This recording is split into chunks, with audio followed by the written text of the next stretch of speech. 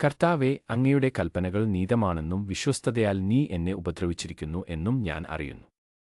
വ്യാഴാഴ്ച 23 ഏപ്രിൽ 2026.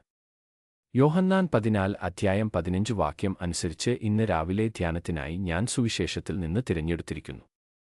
നിങ്ങൾ എന്നെ സ്നേഹിക്കുന്നു എങ്കിൽ എന്റെ കൽപ്പനകളെ കാത്തുകൊള്ളും. സുപ്രഭാതം സുഹൃത്തുക്കളെ. യേശു തന്റെ ദൗത്യത്തെക്കുറിച്ചും തന്റെ ദൗത്യത്തോടുള്ള അവരുടെ പ്രതികരണത്തെക്കുറിച്ചും സംസാരിക്കുകയായിരുന്നു. നമുക്ക് ഈ വാക്യത്തെക്കുറിച്ച് ധ്യാനിക്കാം. ഈ പ്രഭാതത്തിലെ ധ്യാനത്തിന്റെ പ്രമേയം ഇതാണ്: നിങ്ങൾ എന്നെ സ്നേഹിക്കുന്നുവെങ്കിൽ.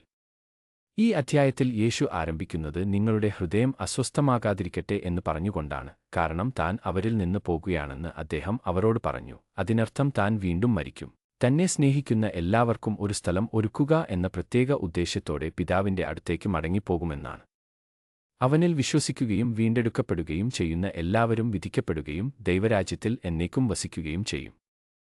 അതുകൊണ്ട് ഞാൻ നിങ്ങൾക്കായി ഒരു സ്ഥലം ഒരുക്കാൻ പോകുന്നു എന്നു അവൻ പറഞ്ഞു. വിശ്വസിക്കാനും ദൈവം അവരെ ഏൽപ്പിച്ച പ്രവൃത്തികൾ ചെയ്യാനും അവർ ചെയ്യുന്ന എല്ലാ കാര്യങ്ങളിലും ദൈവത്തെ മഹത്വപ്പെടുത്താനും അവൻ അവരെ പ്രോത്സാഹിപ്പിച്ചു. എന്നിട്ട് അവൻ പറഞ്ഞു, നിങ്ങൾ എന്റെ നാമത്തിൽ എന്തെങ്കിലും ചോദിച്ചാൽ ഞാൻ അത് ചെയ്യും. അതിനാൽ യേശു തന്റെ ശിഷ്യന്മാർക്ക് നൽകിയ ശക്തിയും അധികാരവും അതായിരുന്നു. എന്നാൽ ഈ വാക്യത്തിൽ അവൻ പറയുന്നു, നിങ്ങൾ എന്നെ സ്നേഹിക്കുന്നുവെങ്കിൽ നിങ്ങൾ എന്റെ കൽപ്പനകൾ പാലിക്കും.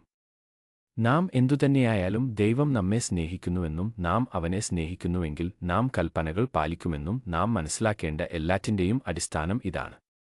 നിനക്കറിയാമല്ലോ, ദൈവം നാം അവനോടൊപ്പമായിരിക്കണമെന്നാണ് ആഗ്രഹിക്കുന്നത്. നാം അവനോടുകൂടെ ഇരിക്കണമെങ്കിൽ നാം ചില ജീവിതരീതികൾ പിന്തുടരണം. അതായത് നാം കൽപ്പനകൾ അനുസരിക്കേണ്ടതുണ്ട്. കർത്താവ് ആഗ്രഹിക്കുന്ന രീതിയിൽ നാം ജീവിക്കണം. കൽപ്പനകൾ പാലിക്കുക. നാം കർത്താവിനെ സ്നേഹിക്കുമ്പോൾ മാത്രമേ അത് സംഭവിക്കൂ. നാം കർത്താവിനെ സ്നേഹിക്കുന്നുവെങ്കിൽ കർത്താവിനുവേണ്ടി എന്തും ചെയ്യുവാൻ നാം സന്നദ്ധരാണ്. അതിനാൽ സുഹൃത്തുക്കളെ, നാം കർത്താവിനെ അനുഗമിക്കേണ്ടത് നാം സ്വർഗ്ഗത്തിൽ പോകേണ്ടതുകൊണ്ടല്ല. യേശുവിന്റെ വലത്തോട്ടോ ഇടത്തോ ഇരിക്കാൻ ആവശ്യപ്പെട്ട ശിഷ്യന്മാരായ യാക്കോബും യോഹന്നാനും യേശുവിന്റെ വലതുവശത്തോ ഇടത്തോ ഇരിക്കാൻ ആവശ്യപ്പെട്ടതുപോലെ ഒരു മെച്ചപ്പെട്ട സ്ഥലത്ത് പ്രവേശിക്കേണ്ടതിനാലല്ല, എന്നാൽ നാം കൽപ്പനകൾ പാലിക്കേണ്ടതുണ്ട്. കാരണം നാം അവനെ സ്നേഹിക്കുന്നു. നമുക്ക് ലഭിക്കുന്ന എല്ലാ പ്രതിഫലവും അവന്റെ കൃപ മാത്രമാണ്. അതിനാൽ നമുക്ക് കർത്താവിനെ സ്നേഹിക്കാം, കൽപ്പനകൾ പാലിക്കാം, അവന്റെ നാമത്തെ മഹത്വപ്പെടുത്താം. പ്രാർത്ഥന. ഞങ്ങളുടെ സ്വർഗീയ പിതാവേ, കർത്താവേ, ഞങ്ങൾ ചെയ്യുന്ന എല്ലാ പ്രവർത്തനങ്ങളിലും അങ്ങയുടെ നാമത്തെ എപ്പോഴും മഹത്വപ്പെടുത്താൻ കർത്താവേ ഞങ്ങളെ സഹായിക്കണമേ.